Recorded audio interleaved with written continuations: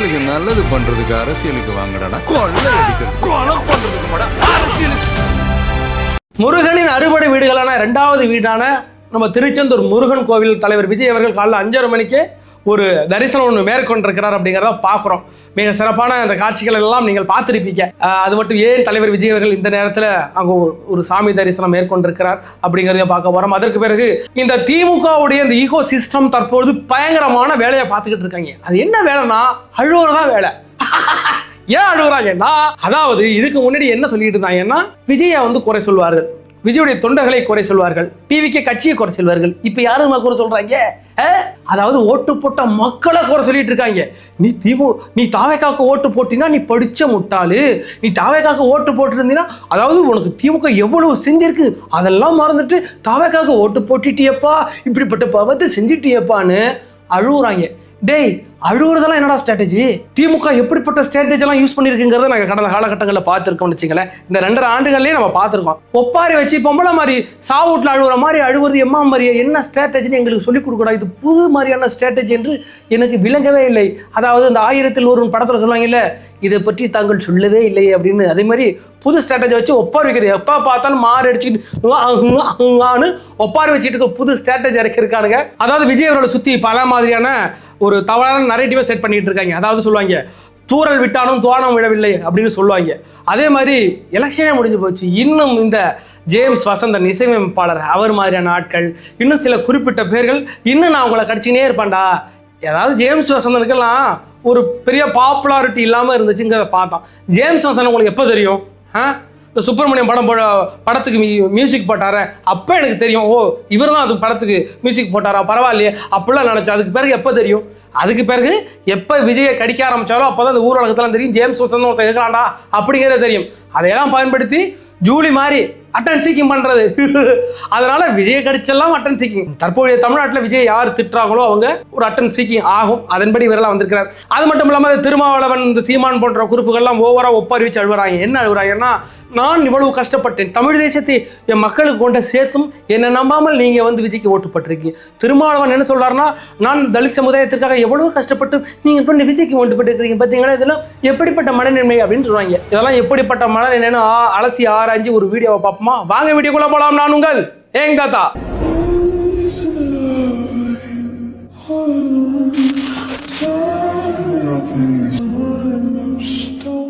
எங்களோட வீடியோக்குள்ள பாருங்க, எங்களுடைய சேனலை சப்ஸ்கிரைப் பண்ணி வச்சுக்கிடுங்க, லைக் பண்ணுங்க, ஷேர் பண்ணுங்க, உங்களோட தாழ்மையான கருத்துக்களை கமெண்ட் பண்ணி விடுங்க. சரி, தலைவர் விஜய் அவர்கள் செந்திலாண்டவர் அதாவது திருச்செந்தூர் முருகன் கோவிலில் காலரா 5:30 மணிக்கு சாமி தரிசனம். அந்த தரிசனம் பேர் என்னன்னா விஸ்வரூப தரிசனம். அந்த விஸ்வரூப தரிசனம் அப்படிங்கிறது என்னன்னா, முருகன் காலையில் அந்த நடை திறப்பாங்கல்ல, அந்த ஒரு கேட் மாதிரி போட்டிருப்பாங்க அந்த இதில், அதை திறந்த உடனே முருகன் யாரெல்லாம் முதல்ல பார்க்குறாங்களோ அதெல்லாம் விஸ்வரூப தரிசனம். அதுக்கு ரொம்ப ஸ்பெஷலாக இருக்குன்னு வச்சுங்களேன். அந்த தரிசனத்தில் தலைவர் விஜய் அவர்கள் கலந்து கொண்டார். அதற்கு பிறகு அவரோட பாடி கார்டு கூட அதே மாதிரி சட்டையெல்லாம் கட்டி போட்டுட்டு ஐயர் ஆழ்வ மாதிரி தள்ள துண்டெல்லாம் போட்டுட்டு சம தரிசனம் பண்ணாங்க. அதெல்லாம் நம்ம பார்த்துருப்போம். அதற்கு பிறகு இந்த தரிசனத்தில் மிக முக்கியமான காரணம், அந்த தரிசனம் எதற்காக அப்படின்னா, அதாவது தடைகள் நீங்குவதற்காக. அதுக்கு பிறகு நிறைய பிரச்சனைகள் இருந்து அதுலேருந்து அதுவெல்லாம் தடைகள், ஒரு நல்ல முடிவை நோக்கி போகிறவங்களாம் அந்த தரிசனத்தில் கலந்துக்கிடுவாங்க அப்படின்னும். அதற்கு பிறகு தன்னுடைய இணை, தன்னுடைய மனைவி, காதலி, அதில் எதுவும் பிரச்சனை இருந்துச்சுன்னா நீங்கள் கூட போகலாம். என் பொண்டாட்டி என்கிட்ட பிரச்சனை வளர்க்குறா, சண்டை வளர்க்குறா, ஒழுங்காக சோறு தண்ணி கொடுக்க மாட்டேங்கிறா, எப்போ பார்த்தாலும் சண்டை போட்டுக்கினே இருக்கிறாங்க அப்படின்னு சொல்கிறாங்கல்ல, அவர்களெல்லாம் கூட அங்கே போகலாம். அதே மாதிரி விஜய் அவர்கள் அங்கே போனது கூட ஒரு நல்ல காரியமாக. ஏன்கிட்ட விஜய் அவர்களுக்கு கடகராசி பூச நட்சத்திரத்தில் இந்த பிறந்த மனுஷனுக்கெல்லாம் அஷ்டம சனி போட்டு ஆட்டி படைச்சிக்கிட்டு இருந்துச்சு கொஞ்சம் காலமாகவே. அதே மாதிரி அவர் எங்கேயுமே ராஜாவாக இருப்பார் அந்த ராசிப்படி. எனக்கு அது பெரிய அளவில் உடன்பாடு இல்லைனாலும் சில நேரங்களில் பார்க்கக்கூடியதாக இருக்குது. ஏன்னாட்டா ஷெல்வி அப்படின்ற ஒரு ஜோசியர் நினைக்கிறேன், அவர் சொல்லியிருந்தார், விஜய் அவர்களுக்கு தற்போது அஷ்டம சனி இருந்தாலும் அவர் கடகராசியில் உள்ளவங்களுக்குலாம் உச்ச நட்சத்திரமாக இருப்பாங்க அப்படின்னு. அதே மாதிரி இப்பொழுது வர ஜூன் மாதம் அவர்களுக்கு குரு பெயர்ச்சி வரப்போகிறது. நம்மளும் பொலிட்டிக்கல் ரிவ்யூ விட்டுட்டு ஜோசியத்தை பார்க்க வந்துட்டா, சரி விடுங்க. அதே மாதிரி ஒரு விஜய் அவர்களும் சங்கீதா அவர்களும் சேருவதற்கு கூட வாய்ப்பு இருக்குல்ல, அதனால கூட அவர் பண்ணியிருக்கலாம், நமக்கு தெரியாது. ஆனால் ஒரு நல்ல ரிசல்ட்டை நோக்கி விஜய் அவர்கள் நகர்றார். அதனால இந்த நேரத்தில் ஒரு தரிசனத்தை மேற்கொள்றார். நிறைய பேர் சொல்லியிருந்தாங்க, நம்ம முதலமைச்சர் ஸ்டாலின் அவர்களோட இந்த கொடைக்கானல் போயிட்டு சைக்கிள்லாம் ஓட்டிக்கிட்டு இருக்கிறாப்பல மனுஷன். அவர்லாம் வந்து கவலையை மறக்க போயிருக்காரு. டிப்ரெஷன் இருக்கிறாருன்னு நினைக்கிறேன் நம்ம ஸ்டாலின் ஐயா. ஏதாவதோ ரிப்போர்ட் வேற, உளவுத்துறை ரிப்போர்ட் வேற வந்திருக்கும் போது மனுஷனுக்கு ஒரு ஆட்டம் கொடுத்துருக்கு. அந்த ஆட்டத்தை தணிப்பதற்காக கூட அங்கே போயிருக்கலாம். சின்னவர் முதலாளி எங்கே போயிருக்கிறாரு? துபாய்க்கு போயிருக்கிற குடும்பத்தோட. அதே மாதிரி தற்போது அரசியல் களத்தில் மிகப்பெரிய வெடிக்கப்பட்டிருக்கிறது இன்னொரு விஷயம் என்னன்னா, ஜேம்ஸ் வசந்தனுடைய கார் உடைக்கப்பட்டது. நம்ம ஜேம்ஸ் வசந்தனை பற்றி நம்மலாம் பேசுனதே கிடையாது. ஏன்னு கேட்டா, யாரெல்லாம் அட்டென்ஷன் சீக்கிங் பண்றாங்களோ, எனக்கு பிரபல்யம் கிடைக்கணும் அப்படிங்கிறதுனால விஜய் தொட்டு அடிச்சு பேசுறாங்களோ அவங்களும் எடுத்துக்கிட்டே கிடையாது. அதே மாதிரி தான் இந்த ஜூலி அவர்களுக்குமே வந்து நம்ம அதை பற்றி அதிகமாக அதெல்லாம் ஒரு ஆளே கிடையாதுங்கிற மாதிரி தான் இந்த வாயால் அது பேர் சொல்றதே நான் அதிகமாக நினைக்கிறேன். அப்படிப்பட்ட ஒரு ஷிட்டுன்னு வச்சிங்களேன், அதை பற்றி நம்ம பெருசாக பேசப்படுது. ஜேம்ஸ் வசந்தன் நீங்கள் எல்லாம் ஒரு மியூசிக் டைரக்டர், அதாவது சொல்ல போனால் அந்த சுப்பிரமணியம் படத்தில் ரொம்ப எல்லாம் ஒரு பரவச நிலைக்கு உண்டாக்குனவர் தான் அந்த ஜேம்ஸ் வசந்தன். அந்த பரவச நிலை இப்போ எங்கே அடைஞ்சிருக்குன்னா, திமுகவில் அறிவாலயம் கக்கூசில் போய் இன்னைக்கு பரவச நிலையை அடைஞ்சிருக்கிறார். அப்படி அடைந்தது மட்டும் கிடையாது, கடந்த காலங்களில் விஜய் அவர்கள் எவ்வளோ தரக்குறைவாக கீழ்த்தரமாக பேசிக்கிட்டு இருக்காரு அப்படி பார்க்குறோங்களே. கடைசியில் என்னுடைய கார் கண்ணாடி உடைக்கப்பட்டது. சரி, உங்கள் கார் கண்ணாடி யார் உடைச்சா அப்படி போட்டுட்டு தற்கூரிகளா தருதலைகளா அப்படின்னு மேலே வந்து ஒரு போஸ்ட் ஒன்று போட்டு எங்கள் கார் கண்ணாடியை உடைச்சிட்டாங்க. ஒரு அடிமை, திமுக அடிமை முதல்ல வந்து ஒரு கண்டன குரல் எழுப்புனுச்சு. யாருக்கு எதிராக? தாவேக்காவுக்கு எதிராக தற்கூரிகள் அப்படின்ற பேர்லயே போட்டு கார் கண்ணாடியை உடைக்கப்பட்டது அப்படின்னு ஒரு அடிமை. இந்த அடிமையின் பேர் சாட்டை துரைமுருகன்.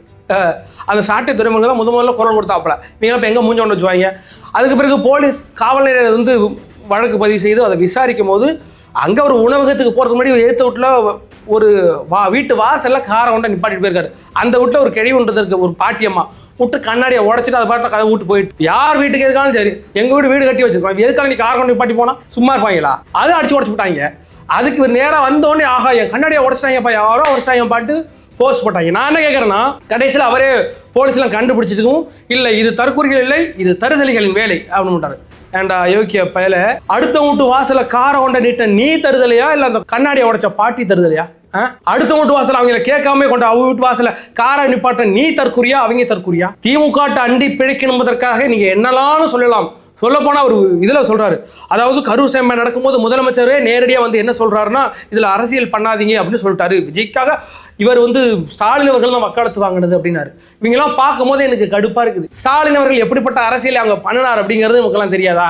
இதே மாதிரி இந்த ஆளு ஏற்கனவே ஒரு இஷ்யூல மாட்டாரு. எதிர்த்த வீட்டுல ஃபேன் மாட்டிருக்காங்க, ஏசி மாட்டிருக்காங்க. அந்த ஏசி மாட்டம் வீட்டு ஹீட் என் கூட்டு வருதுன்னு அந்த வீட்டு கேள்வியை போயிட்டு திட்டி அந்த அம்மா கொண்ட கேஸ் கொடுத்து 2 நாளாக நம்ம உள்ள இருந்துக்கிறாப்பல. ஏன்னா அடுத்த வீட்டு கேள்வியை கெட்ட வார்த்தை திட்டதெல்லாம் கொண்ட 2 நாள் கொண்ட ஜெயிலில் வச்சிருக்கிறாங்க. இவங்க எல்லாம் வந்து அவர் மேலே நிறைய கேஸ் இருக்கு, அதெல்லாம் நமக்கு தேவையில்லைங்களே. நீ யார்? நீ வைக்கக்கூடிய அந்த தர்க்கம் என்ன? விஜய் மீது நீ என்ன தர்க்கத்தை வைக்கிற? விஜய் அவர்கள் உண்மையான கிறிஸ்டின் இல்லைன்ற, அவர் வந்து கிறிஸ்டினே இல்லை, ஹிந்துவே இல்லை, யாருமே இல்லை, அந்த ஆளு மனுஷன்.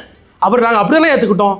அவரை கொண்டாது நீ உண்மையான கிறிஸ்டின் கிடையாது, நீ உண்மையான மனிதன் கிடையாது, அது இதுன்னு நீ என்ன போய் பரவ. நீ விஜய்க்கு எதிராக நீ ஒரு பொலிட்டிக்கலை நீ நரேட்டிவை நீ செட் பண்ணால் அதெல்லாம் ஃபேஸ் பண்ண நாங்கள் ரெடியாக இருக்கிறோம். ஆனால் கீழ்த்தரமாக விஜய் அவருடைய மதம் குறித்தோ இல்லை அவர் செயல்பாடுகள் நீ தவறாக சித்தரித்து நீ கொண்டாந்து காமிச்சிங்கன்னா அதை ஏற்றுக்கிற மனப்பான்மையில் நாங்கள் எல்லாம் ஏற்று நாங்கள் எங்களுடைய அட்டாக்கை கொண்டு வருவோம். அந்த அட்டாக்கின் படி தான் இன்றைக்கி விர்ச்சுவல் போட்டு போலந்துக்கிட்டு இருக்கிறாங்கல்ல.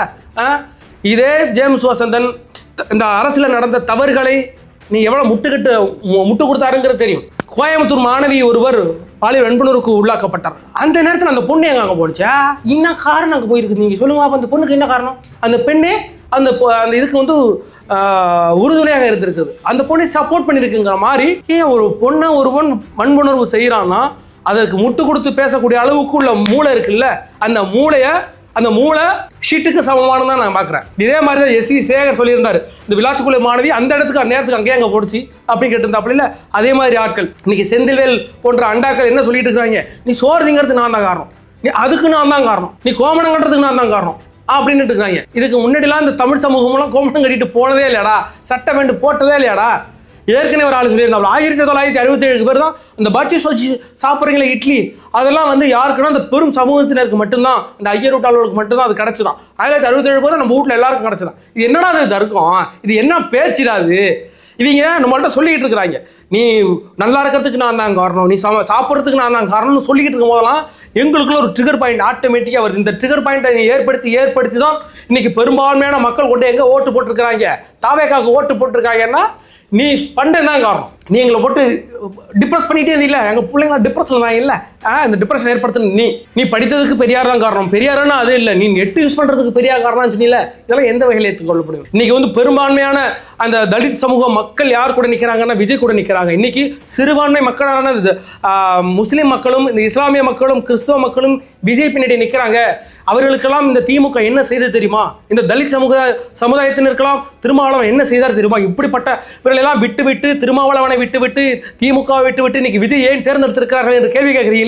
இதே திருமாவளவனுக்கு தெரியாதா இந்த சமுதாயம், இந்த தலித் சமுதாயம் இந்த 5 வருஷங்கள்ல பட்ட அவமானங்கள், பட்ட துன்புறுத்தல்கள் எல்லாம் இந்த திருமாவளவன் எப்படி நின்னாராங்க? வேங்கவேல் சம்பவத்துல யாருக்கு ஆப்போசிட், யாருக்கு சொம்பு தூக்கிட்டு நின்னார் இந்த திருமாவளவன்? அவர் என்ன சொல்றாரு? நான் எத்தனை வருடங்கள் கஷ்டப்பட்டு இந்த மக்களுக்காக போராடி கொண்டிருக்கிறேன். என்னுடைய 29வது வயதுல நான் வந்து ஒரு கட்சி தொடங்கி இந்த தலித் சமூகத்தினருக்காக நான் போராடிக்கிட்டே இருந்தேன். என்னை விட்டுட்டு இன்னைக்கு தாவேக்கா பக்கம் விஜயின் பக்கம் சென்றிருக்கிறார்கள் என்றால் அது ஒரு சினிமா மோகம் என்று கூறியிருக்கிறாரல்ல. அவருக்கு தெரியாது, அதற்காக அவர்கள் போகவில்லை. என்னைக்குமே தலைவன் எனக்காக போராடின தலைவனை நான் விட்டுட்டுலாம் அங்கே போக மாட்டேன் அப்படின்ற அவனுக்கு நல்லா தெரியும். அவன் ஏன் போனான் தெரியுமா? இன்னைக்கு கொத்தான இந்த தமிழ்நாட்டில் இருக்கிற எல்லா தலித் சமூகத்தினரும் கொண்டு தாவேக்காவுக்கு ஓட்டு போட்டதற்கு காரணம் விஜய் ஒரு பெரிய மாயை நடிகர் என்ற காரணம் கிடையாது. இந்த 5 வருடங்களில் இந்த தலித் சமூகம் பட்ட அவமானங்களை இந்த திருமாவளவன் கண்டுகிட்டதே கிடையாது. இந்த தலித் சமூகத்தை கொண்டு அங்கே அடமானம் வச்சுட்டு தலைவர் யாரு திருமாவளவன் தனக்கான 4 சீட்டுக்கு 5 சீட்டுக்கும் ஒப்பாரி வச்சாரு, அழுதாருங்கிறது தெரியும். அதனால இன்னைக்கு அதை விட்டுட்டு அங்க போயிருக்கிறான். அது உங்களுக்கு எல்லாம் மிகப்பெரிய தண்டனை என்ன தெரியுமா? இன்னைக்கு தமிழ் தேசியத்தை பேசிக்கிட்டு இருந்த இன்னைக்கு சீமானை விட்டுட்டு இன்னைக்கு விஜய் அவர்களுக்கு பக்கம் போனதுக்கு காரணம் என்ன தெரியுமா? நீ பண்ணுனது போலி தமிழ் தேசியம். தமிழ் தேசியம் என்ற பேர்ல இன்னைக்கு அந்த தமிழ் தேசியம் வச்சுக்கிட்டு நீ யாருக்கிட்ட காசு வாங்கின? திமுக காசு வாங்கின. தலித் மக்களை கொண்டு அடமானத்தை கொண்டு வச்சுட்டு அறிவாலயத்துல திமுக காலில் விழுந்து கிடந்தா. அதெல்லாம் அதன் வெளிப்பாடு தான் அங்க போய் நிற்கிறான். இதெல்லாம் உங்களுக்கு பெரிய தண்டனை. வாழ்நாளிலேயே இனிமே அந்த மக்கள் உங்க பக்கம் நிற்க மாட்டாங்க அப்படின்ற அந்த ஒரு விஷுவலை தான் காமிக்குது. இத்தனை நாள் முழுக்க என்ன பேசிக்கிட்டு இருந்தாங்க? இந்த எலெக்ஷனுக்கு முன்னாடி வரைக்கும் என்ன பேசிக்கிட்டு இருந்தாங்க? விஜய்க்கு 2% வருமா, 4% வருமா, 6% வருமா, ஒரு பெரிய தாக்கத்தை ஏற்படுத்துவாரா, இதெல்லாம் கூட்டம் ஓட்டா மாறுமா, அதுவா இதுவா, அவரால் பெரிய தாக்கத்தை ஏற்படுத்த முடியாது, ஒரு சீட்டு கூட பிடிக்க முடியாதுங்க அவராலெல்லாம். சும்மா அவர் வந்து பம்மாத்து காமிக்கிறாரு, உங்களை வந்து பிஜேபி தான் இயக்குது, அமித்ஷா இயக்குது, அப்படி இப்படியெல்லாம் பல உருட்டுகள் உருட்டி சாட்சி விட்டுட்டு இப்போ என்ன பண்ணுறாங்கன்னா இந்த எலெக்ஷன் முடிஞ்சதுக்கு பிறகு பெருவாரியான ஒரு கூட்டம் தமிழக மக்கள் விரக்தியில இருந்து இன்னைக்கு போய் தாவேக்காக ஓட்டு போட்டாங்க இல்லை, அது விஷுவல் அவங்க பார்த்துட்டாங்க இல்லை. பல இடங்களில் சென்னையிலலாம் 30% தாண்டி போகுதுங்க. சென்னையில் பல இடங்களில் தாவேக்கா கொத்திட்டு போயிட்டுங்க. அது சென்னை கோட்டை தாவேக்கா கோட்டையா மாறிட்டுங்க. திமுக கோட்டையில ஓட்டை போட்டு இது தாவேக்கா கோட்டையா மாறிட்டுங்கிற அதெல்லாம் உண்மைதான். அப்படிப்பட்ட அந்த மேட்டர்லாம் யாருக்கு தெரிஞ்சிச்சுன்னா பெரிய அங்கே உள்ள செய்தியாளர்கள், திமுக சுத்தி வட்டாரத்தில் உள்ள எல்லாருக்கும் தெரிஞ்சதுக்கு பிறகு இப்பொழுது என்ன பண்றாங்கன்னா ஓட்டு போட்ட மக்களை டார்கெட் பண்றாங்க. நீ தாவேக்காக ஓட்டு போட்டியா, அதாவது வீட்டை விட்டு கூட வெளில வராத, பெரிய அளவுல கொண்ட யாரும் பிரச்சாரம் பண்ணாத அந்த தாவேக்காவுக்கு உங்களுடைய ஓட்டு போயிருக்குன்னா நீங்க வந்து முட்டாள், நீங்க படித்த தற்கூரிகள், படித்த முட்டாள்கள், நீங்க திமுக செஞ்சதெல்லாம் மறந்துட்டீங்க அப்படின்ற பிம்பத்தை இப்ப யார் மேல வைக்கிறாங்க? இதுக்கு முன்னாடி ஒரு அவதூறுகளை தாவேக்கா தலைவர் விஜயின் மீதும் அந்த தொண்டர்கள் மீதும் டிவிகே கட்சியின் மீதும் வச்சுக்கிட்டு இருந்தாங்க. இப்போ அந்த நடுநிலையான மக்கள் ஒரு முடிவு எடுத்துக்கொண்ட ஓட்டு போட்டிருக்காங்கல்ல, அந்த மக்கள் மேல கொண்டு வைக்கிறாங்கயா. நீ வந்து படிச்ச முட்டாளாயிட்ட. நான் என்ன சொல்றேன், இந்த நியூஸ் 24/7 அப்படின்னு ஒரு தொலைக்காட்சி இருக்கும், நீங்க பார்த்துருப்பீங்க. அதுல இந்த நெல்சன், சேவியர் நெல்சன் அப்படிங்கிறவர் எப்படிப்பட்ட ஒரு ஊப்பி அப்படிங்கிறது தெரியும். அவரை பத்திலாம் நம்ம அதிகமா பேசிக்கிட்டு கிடையாது. இவங்களை பற்றி ஆட்கள் எல்லாம் நம்ம மக்கள்கிட்ட கொண்டு சேர்க்க கூடாது. இவங்களை பத்தியெல்லாம் இவனு ஒரு அவதூறு பரப்பிட்டு இருக்காங்க அப்படிலாம் நம்ம வந்துருவோம். அவர் என்ன சொல்றாருன்னா தாவேக்கா 10% தாண்டவே கூடாதுங்க, அப்படி தாண்டினா இது தமிழ்நாட்டுக்கு இழுக்குன்றாரு. அதனால இப்படிலாம் ஒரு மேனரிசம்லாம் சூப்பரா பண்ணுவார்னு வச்சுக்கல. அந்த மேனரிசம் மட்டும் பக்கத்துல சௌமியா நினைக்கிறேன் பொண்ணு, அதனால கவுண்டர் கொடுத்து உட்காந்துருக்கோம். அவர் என்ன சொல்றாருன்னா, நீ வந்து ஒரு பத்திரிகையாளர், நீங்க ஒரு பத்திரிகையாளராக இருக்கிறீங்க, நீங்க இந்த தாவேக்கா 10% கூட தாண்டக்கூடாதுன்னு சொல்வதற்கு நீங்க யார்? நீங்கள் மக்களின் பிரதிநிதி, நீங்க ஒரு ஜேர்னலிஸ்ட், ஒரு செய்தியாளர். அப்படிப்பட்ட எல்லாம் வந்து பாத்தீங்கன்னா நம்ம சாட்ட திருமுருக மாதிரி எவ்வளவு வந்திருக்கு சாட்ட திருமுருகவே. அப்போ நீங்க ஒரு பத்திரிகையாளராக இருந்து கொண்டு தாவேக்கா 10% கூட தாண்டக்கூடாது என்று ஒரு செய்தியாளராக நீங்க சொல்வதற்கு உங்களுக்கு யார் ரைட்ஸ் கொடுத்தா? இதே அந்த ஊடகத்துல ஒரு பேச்சுக்கு, ஒரு பட்டிமன்ற மாதிரியான ஒரு மேடை பேச்சுக்கு வருகிற வேற ஒரு கட்சியை சார்ந்தவர் சொன்னா ஒரு செய்தியாளராக சொல்லக்கூடிய அந்த தகுதி யாருக்கு, உங்களுக்கு யார் கொடுத்தா? அது மட்டும் அது சொல்றாரு. அப்படி 10% தாண்டினா அவர்கள் அது வந்து ஒரு மாய உலகில் அந்த தமிழ்நாடு மக்கள் சிக்கி கொண்டார்கள், படித்த முட்டாட்களாக சிக்கி கொண்டார்கள் என்றாரு. ஏன்னா பெரும்பான்மையான மக்கள் என்ன முடிவு எடுக்கிறார்கள்? அப்போ இந்த கட்சி சரியில்லை, இன்னைக்கு இவ்வளவு மக்கள் கொண்ட ஓட்டு போடுவதற்கு என்ன காரணம் நினைக்கிறீங்க? திமுக சரியில்லடா, ஆளுற கட்சி சரியில்லடா. இத்தனை வருஷம் என்னத்துல ஆண்டீங்க? இத்தனை வருஷம் ஆண்டும் இங்க பெண்களுக்கு பாதுகாப்பு இல்லடா. நீங்க இத்தனை வருஷம் ஆண்டும் குழந்தைகளுக்கு பாதுகாப்பு இல்ல. இத்தனை வருஷம் ஆண்டும் இந்த நாடு சுடுகாடா மாறிக்கிட்டு இருக்குங்கிறதான உண்மை. மதுவும் கஞ்சாவும் ஆறு போல பாய்கிறது எல்லா வீடுகளிலும். இப்போ சின்ன சின்ன கிராமங்கள்ல கூட அந்த கஞ்சா இருக்குயா. அதனால அந்த குடும்பம் பாதிக்கப்படுது. வீட்டுல ஒரு ஆள் குடிகாரனா மாறிக்கிட்டு இருக்கான். இதெல்லாம் யார் தடுத்து நிறுத்த வேண்டியது? இந்த அரசு தடுத்து நிறுத்தி இருக்கணும். பேப்பரை திறந்து அங்க கொலை, இங்க கொள்ளை, இங்க கற்பழிப்பு, இங்க இது நடந்துட்டு, இங்க கொள்ளை, இதெல்லாம் நடந்துகிட்டு இருக்குல்ல. இதெல்லாம் பார்த்து மக்கள் பயந்து போய் இப்படிப்பட்ட ஆட்சி வேண்டாம். இத்தனை வருஷமா 60 வருஷமாக இந்த திராவிட கட்சிகள் என்ன செய்திருக்கு யாருக்குமே தெரியாதுல்ல. என்னத்தை வெட்டி கிழிச்சிங்க. இந்த நாடு இன்னும் சுடுகாடான இருக்கு. அதையெல்லாம் மீட்டெடுக்க ஒரு மீட்பன் வந்திருக்கிறான் அப்படின்ற நம்பிக்கையில விஜய் அவர்களுக்கு இன்னைக்கு ஓட்டு போட்டு இன்னைக்கு பெரும்பான்மையான மக்கள் இவ்வளவு சப்போர்ட் கொடுத்து, அதை யாருன்னா தாவேக்கல உள்ள ஆட்களே சொல்ல ஒருவேளை அப்படி இருக்குமோ இப்படி இருக்கும் பயத்துல இருக்காங்க. ஆனா திமுக வெட்ட வெளிச்சமா சொல்றாங்க. அவங்களே வந்து அழுவறத பார்த்தா தாவேக்க மிக பெரும்பான்மையோட ஆட்சி அமைச்சாலும் ஆச்சரியப்படுவதற்கு இல்லைன்னு நம்மள நினைக்கும் அளவுக்கு இந்த திமுக தற்போது அவங்களுடைய வேலையை காமிச்சிட்டு இருக்காங்கல்ல. நீ என்ன வேலையை காமிச்சா என்னையா? இது அறிகுறி என்ன தெரியுமா? அவர்கள் பயந்து போனதுக்கு அறிகுறி என்னன்னா, எங்க பார்த்தாலும் கனிம வளக்குள்ளே இன்னும் இந்த ஒரு 5-6 நாளுக்குள்ள மண் அள்ளிட்டு இருக்காங்க. இந்த கிருஷ்ணகிரியில மண் அள்ளிட்டு இருக்காங்க. அதுக்கு பிறகு எல்லா இடங்கள்லையும் இன்னைக்கு வந்து ஏதோ ஒரு ஏரியா கிருஷ்ணகிரின்னு நினைக்கிறேன். அந்த கிருஷ்ணகிரி ஏரியாவில் கொண்ட திமுகவுக்கு ஓட்டு போடலை அப்படின்னு அந்த ஒரு பிரசிடென்ட் அங்க ஏற்கனவே அமைச்ச அந்த குடிநீர் தொட்டிகளை உடைக்கிறார், உடைச்சு அல்றார்.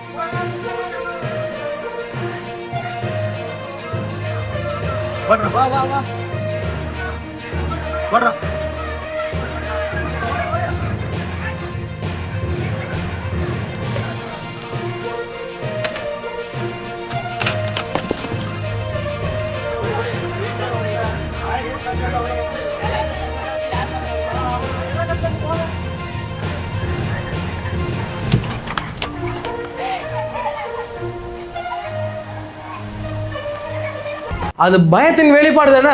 அப்போ தலைவர் விஜய் அவர்கள் 2026 அந்த இடத்துல வந்து உட்கார்ந்துருவார்ன்ற பயம் எல்லாருக்கும் இருக்கிறது இல்ல. 38 கட்சியோட கூட்டணி அமைச்ச இந்த திமுக இருக்கிறது இல்ல. அதாவது 16 கட்சியோட கூட்டணி அமைத்த இந்த அதிமுகவும் 38 கட்சியோட கூட்டணி அமைத்த இந்த திமுகவும் வெறும் single person one man army, இந்த ஒன் மேன் ஷோ காமிச்ச விஜய் அவர்களை கண்டு பயப்படுகிறது என்றால் மக்கள் ஆதரவு எல்லை கடந்து போயிருக்கிறது. அப்படிதான் நம்ம பார்க்கிறோம். தலைவர் விஜய் அவர்கள் நமக்கு எலெக்ஷனை பற்றி தெரியாது, நம்ம ஏற்கனவே நம்மளோட ப்ரொடிக்ஷனை சொல்லியிருக்கோம். அது உங்கள் மனதை தயார்படுத்தவும் தற்போது நிலவரம் அப்படி இருக்குன்னு. ஆனால் எந்த அளவுக்கு மேலே போகலாம் கீழே போகலாம் உங்களுடைய மனசை நீங்கள் சமநிலையில் வச்சுக்கிடுங்க. ஆனால் இந்த பயம் திமுகவை ஆட்டி பதைக்கிறது. பயத்தில் அதிகபட்ச பயத்தில் இருக்கிறாங்க. அவங்களால வெளிப்படுத்த முடியலை தவிர அதிகபட்ச பயத்தில் இருக்கிறாங்க. சொல்லப்போனால் ஏற்கனவே இந்த அரசு அதிகாரிகள் IAS ஆஃபீஸர்லாம் விஜய் அவர்களை சந்தித்ததாக தற்போது ஒரு மெயின் ஸ்ட்ரீம் ஊடகத்தில் ஒரு செய்தி பரவிட்டு இருக்கு. அவங்களே போட்டிருக்காங்க. அப்படிங்கிற பட்சத்தில் களம் எப்படினாலும் மாறலாம். அதற்கேற்றபடி ஆட்சி மாறும். ஆட்சி மாற்றம் ஏற்பட்டால் தமிழ்நாட்டின் தலையெழுத்து மாறும். கான்ஃபிடென்ட்டாக இருக்க வெற்றி நிச்சயம்.